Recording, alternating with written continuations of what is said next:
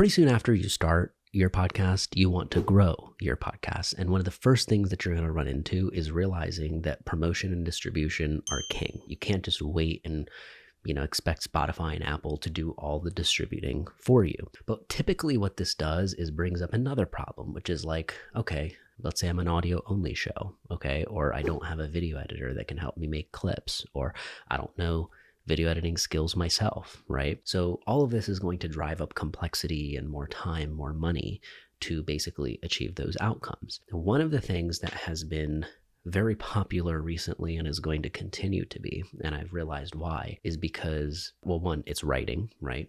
And number two, it is using that writing as a way to distribute your stuff with speed, okay? The reason that it's going to stay around forever, even long after people are tired of reading and want more visual stimuli, is because it is the fastest way to consume something aside from a picture that's equivalent of 1,000 words, right? So when you look at a picture or you look at a 2-line, text or tweet, right? You've already consumed it. Just by looking at it, it's already processed and has penetrated the brain. Versus when you look at a video, a clip from a podcast even, right? You have to, if it's 15 seconds, even 30 seconds, you have to spend that time watching it the whole time to get everything out of it, right? And many people won't watch after the first 3 seconds. So you lose out on getting your message out there when you are using clips and things like that to promote your show. I'm not saying don't stop doing that or something, because it's like that is important too. But if you look at, writing, the reason that I love it is because it's a lower time investment for the person on the other end to actually consume, right? Because we're not asking them to consume a 2,000 word blog post or something, right? We're asking them to consume a few sentences or a few slides in a carousel, right? Backing it up a little bit, the reason that I think Threads is the platform at the moment to really double down on is because there are not any advertisers on that platform just yet. It is owned by Meta, right? And so eventually that they're going to plug it into their advertising network with Facebook and Instagram. Sure, there might be differences, but at the moment, they are still in the era that we've seen every single social platform be in before it becomes extremely hard to get reach within that platform. So Threads is the one platform right now where back in the early days of Instagram, back in the early days of Facebook, right? Reach was absolutely insane. Why? And even TikTok, right? Why? Because there was no advertisers there yet, right? They hadn't opened up room for that. They were still trying to, gather people and users and get more content onto their platform. So that is typically the point where if you are somebody who's looking to, find underpriced attention, right? Where Instagram, when you post there right now, like many people complain, right? It's not giving you the reach that it did back in 2012, right? It's very different. So Threads is going to be that platform right now out of all platforms that is relatively new, right? There's less volatility there because it is owned by Meta versus something, let's say, like Clubhouse. Clubhouse came out and was a very new platform. It gave a lot of people significant amounts of reach, right? And changed a lot of people's lives. But, it doesn't have the mass users that it once had to where all that time investment that you put in is still maybe worth it, right? Versus Threads is the place right now, or any new platform that you believe in, is the platform where if you invest your time and energy there and you build up a body of work at the moment, even if you're not getting a ton of reach right now, what happens is your account is more than likely set up better to achieve success once the advertisers roll in and once they go, you know what, we don't need you anymore. We don't need to give you much reach. We've got people paying for reach, right? So automatically, that is the stage, right, that people are waiting for a lot of times, is for advertisers to come to a given platform for distribution so that they can feel validated. Like, yeah, I should be writing more on Threads. I should be publishing more content there. But that waiting for that moment or that validation is the exact thing that leaves you in the dust, because it's like, it's kind of too late at that point to take advantage of the type of reach that you're thinking of, right? Advertisers are already there. If everybody's already validated it, guess what? Everybody is flocking to those platforms to begin kind of using that. I'm not saying that stops you from not promoting there at all, right? But what it does is it allows you to look back and go, man, like, why did I start this a year and a half ago when I knew that this was going to be a big platform? I knew there was going to be advertisers that eventually came here, and I knew that it would be even harder to get reach once that happens, right? So take advantage of the golden era right now, where it could happen. Who knows? It could happen tomorrow. It could happen in the next few months, next couple years, right? But it will happen. It's just the evolution that we've seen all platforms go through, right? And the truth is that nowadays, it's not like every other day that there's a new social platform that everybody is using, right? It like for several years, there was not really anything new until maybe TikTok popped up, and that really took off, right? And then once TikTok matured and all the early adopters got the advantage that they wanted out of it, then everybody's kind of waiting for the next platform. What's the next thing? Do we have to keep using Instagram, right? When that next thing comes out, right, it's usually skeptical. People are like, I don't know. Is it worth it? Is it a waste of time? Is anybody even there, right? That is the time to be investing as much as possible into those platforms. You have to know that this is the cycle that all platforms typically revolve around. And if you know that, then you know that, okay, advertisers are one signal, and guess what the other signal is? If you cannot schedule on that platform, so for example, Buffer and Hootsuite and all these different scheduling tools, right, for social, they're allowing you to connect to almost every single platform that's out there, Pinterest even, right? If they don't have threads available just yet, for example, Buffer does not have threads available still. It's coming soon, right? But the API isn't available for them to hook it up, integrate it, and make it so that we can schedule out social content on threads. That means that it's still in that fresh era where you can take as much advantage of it as you want, right? Because the second that they release an API where you can begin to schedule content and things like that, shows you a level of maturation the same way that advertisers coming to the platform does, right? Because it's like all the agency owners, all the marketers, all the people who handle, content production are going to flock over there because, hey, now you can schedule stuff.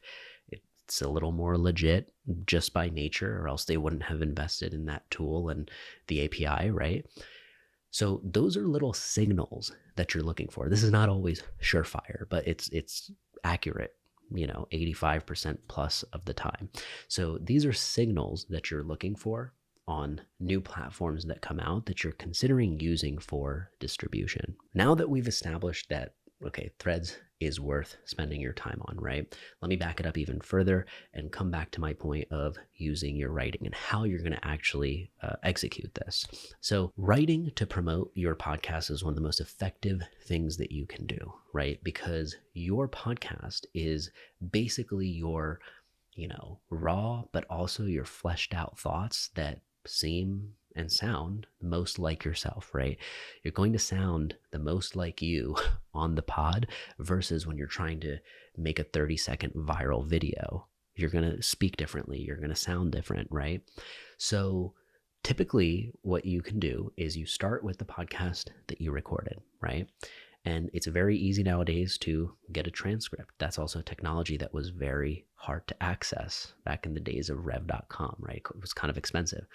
Now, every editing software, every, service like Riverside, they all offer automatic transcription of that episode or that piece of content, right? So you have a raw text file that you can kind of look at, skim through and go, okay, what stands out here to me? What are some core ideas that looking at this, like rereading or rewatching it, I'm still just as excited about? That's kind of what you're looking for, right? You're looking for those moments where you're like, whoa, I forgot I said that. I forgot that happened. Like highlight, save, right? You're looking for that kind of internal signal from yourself. When you find that, right, an option, of course, for distribution would be you turn that timestamp or that few lines into a clip itself, You could still do that, right? But when you are taking this writing to promote approach, really what you're doing is you're taking that 10-second, 20-second snippet that you just found, and you're essentially going to restructure and repurpose that into a thread or an X post or a graphic on social for Instagram that you can publish, right? It may not be exactly word for word the way you said it, but it's going to be pretty close, right? So you're going to be able to see the core idea and the core message, and you go, okay, is this a complete idea or complete post? You pull that out, and you now put it on to a text styled or tweet styled post, right? So keeping it as short as you possibly can, of course, is going to be the most advantageous, but also doing longer form threads. That's something you're seeing on the Threads platform. That's something that happened on Twitter as well that became popular, right? Is not just doing the quippy two-liners, right? But diving deep on a certain concept, to where nowadays on Threads, if you hit some people's, you can hit the first thread and then expands all the ones that they have underneath of it. Some people are writing blog post length posts underneath their thread. So there's 20 threads that make up and dive really deep on this one topic, right? And really, I think the one advantage there is, again, fastest to consume. So people can quickly consume that faster and quicker than they can going and watching or listening to your show, right? Now, does this mean that, oh man, nobody's listening to my podcast? It's like, you could look at it that way, right? But I think if you're using your pod to generate the ideas or clips or threads that come as a result of the pod, then hey, by extension, those people that are actually consuming it, they're fans of your pod, right? And they may not go on Apple and listen to it. That's not the only point here, right? The point is to use writing to distribute and to build a body of work on that platform itself. So you're using Threads or you're using X or any platform, right? You're using your podcast plus the power of writing as a way to show up consistently on that given platform. And this works. The beautiful thing is this works both ways, right? So you could start with the podcast that's already recorded and then pull your ideas from there, the key points that you think that would make up a good tweet style thread. Or what you could do is you start with the piece of writing, right? So you start with, okay, this is a note in my phone. I just thought of it. Great idea. Let me capture it. I'm going to publish it on Threads tomorrow. Okay, published it.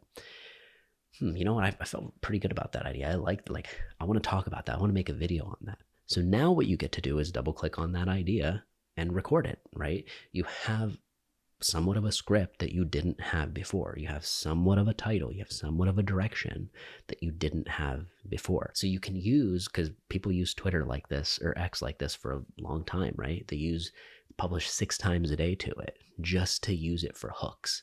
See what's hitting, use it to practice even just writing for yourself, right? And generating ideas, doing it quickly. And then boom, you've hit 1 out of the 6 that might make its way into a video, right? So it's a way of you basically getting a quick first draft with a little bit of that pressure of, okay, I am sharing this or showing this in public, right? But without all the extra time and money that might go into it if it was a video clip, right? Or if it was a full YouTube video, right? So you're getting that advantage of low stakes testing when you start with writing and you're using Threads as the platform to promote it, okay? So that's one of the beauties of using writing to promote and distribute your podcast, is that you can mold it 100 different ways, right? Versus that same moment that you're trying to turn into a video clip. Okay, that can be molded 100 different ways too, but there are some limitations because now we're watching you. There's your voice. There's what you said, right? Like you can't twist and change that too much, versus you might have an idea that was half baked on the pod, right? And that's okay, because it's the nature of those platforms are forgiving for that kind of thing. But when you're looking at the transcript, right, you might go, oh, okay, this is how I would correct it. This is how I would say this again. If I had to, this is how I would stand behind this idea. And so it gives your brain an automatic update of like, okay, this is the word I would have used. This is what I would have said. This is how to make this idea stronger, right? And now all of a sudden you've got a post that you didn't have before, right? That's at least doing some promotion and distribution on your behalf, right? Sure, if you go on TikTok or you go on some of these video heavy platforms, right? Of course, those things have higher potential to explode, right? Just because video is higher quality in many ways. But as we're finding out, video's been around for a few years. TikTok and TikTokification, right, has been around for several years now, where it kind of set the tone for how content was consumed and distributed everywhere. Everything had to be ADD and there needed to be something constantly happening, right? That's changing, right? To where you're seeing a lot of accounts. Let's take a look at James Clear. He's the author of Atomic Habits. It's been on a book that's on the bestseller list for like years and years and years at this point, right? And one of the things when you look at his account, right, on Instagram, for example, his Instagram, there's not a single post that you'll find scrolling through where it's like of his face and him talking direct to camera and doing video, right? It's all text posts, right? On graphics, right? Not even the template of like a tweet or a thread, but like his own just kind of text graphic, right? Sometimes it's a longer text, not just like 1 or 2 lines, right? But every post is that way. And where is it derived from? The newsletter. So if you get the Atomic or 321 newsletter or whatever it's called, right? All the ideas that you see in there, each of those end up becoming individual posts that you will see in the week that follows. So you'll get the newsletter, let's say you read it. When you're following James on social, you're going to see that popping up every day. Like there's one you just kind of saw, right? That same concept you're taking from the pod. Okay, instead of a newsletter, you're starting with the pod, and then you're turning that stuff into text. And again, Threads was just one platform I wanted to double down on and explain today, but the way you would repurpose that writing is to use it again for your newsletter, right? You might double click and expand on certain ideas. You might, share it as a segment on your newsletter. So keep in mind that despite the world of being reliant on video and crazy visuals, right? There are still several people that are making it work with just text, even on platforms like Instagram, okay? Professor Adam Grant is another example, right? He's the professor of psychology at UPenn. He has a text post every single day. It's the same Twitter post that's like formatted into a graphic, right? That is then published there. The same thing is published on his LinkedIn, right? So he's taking advantage of all the different platforms and publishing that same message everywhere, right? He's not hopping on camera and going, all right, let me script this out and speak it out and do it like that, right? It's relatively a boring format, but it's simple, it's clean, and I think it communicates something to the people who come to those pages, right? Which is, don't expect high production quality or anything crazy here. Like, you're getting, like, the purpose of this page, this medium, is for me to get ideas to you as quick as possible. And the quickest way that I can do that as a professor is by typing it out in a text tweet format and getting it out there. Now, is there no podcast clips or no videos whatsoever? No, right? That's not true. They do have that. But I'm just saying that the Instagram pages that are dominantly text, right, and especially tweet-styled text or carousel posts, those are ones that are worth paying attention to, because in a platform that says, hey, everything needs to be video, everything needs to be so visual, blah, blah, blah, it's actually, they're making the opposite work because they're staying true to their style and it's allowing them to be consistent, right? So while you're over here trying to make a new clip that's taking forever to make, to distribute one part of your podcast episode, someone else may have written 10 different posts already because it was easier for them to produce that, graphic styled or carousel styled post, right? So I hope this changed up the way that you're looking at promotion, because I think in the past it's just been way too heavily oriented on just clips. That's obvious, that's great, you want to invest money and time into that too, but something that's quicker, something that's more accessible, and something that you could repurpose multiple times, right? Because if you take that segment from your pod, it's a 2-liner, 3-liner, and you publish it as a thread and text posts everywhere, people don't know right off the bat that that's something from your pod, right? Unless they've listened to it. they don't know that. So you can reorient that and make a clip later on of that exact same thing and probably publish it again, and people wouldn't notice, right? But the point is, when you have something that you start with text, you can do something with it later. Okay. So it's the fastest thing to create that will internally, I think, give more people momentum. It's like, whoa, I made this thing. Whoa, it's done. I did it. Right. That momentum is really important early on, I think, when you're distributing your show, or else when you see how long it takes, how hard it is, or expensive it is, and you just lose momentum and steam because you're like, I can't make all these clips. Right. So think about that in your promotion and distribution style for growing your podcast, is using threads. But really, I use threads as like the example to illustrate a point around, platforms that are giving you underpriced attention. But using that plus using it in all the different ways that you possibly can.